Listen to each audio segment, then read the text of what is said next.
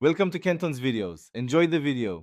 In this video, I will show you how to make delicious waffles easily at home. First, let's get our ingredients ready.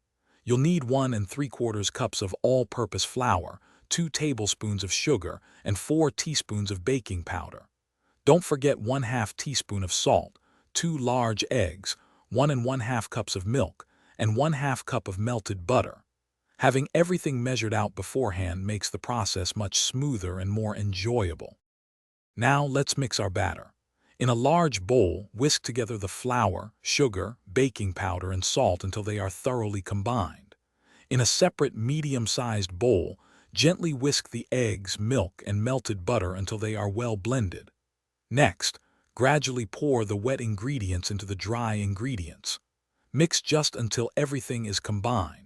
Overmixing can lead to tough waffles, so a few small lumps are perfectly fine.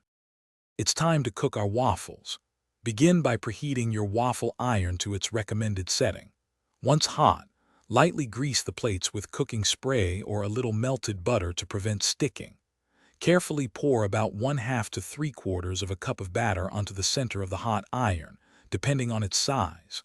Close the lid and cook for approximately 3 to 5 minutes, or until your waffles are beautifully golden brown and crispy. Enjoy the wonderful aroma. Your delicious homemade waffles are ready. For the absolute best taste and texture, serve them immediately while they are warm and crispy.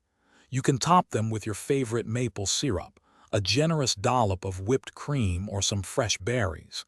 If you happen to have any leftovers, store them in an airtight container. To enjoy them again, simply reheat them in a toaster or oven for a perfectly crispy finish. Happy eating! Thanks for watching. Consider subscribing if we helped you.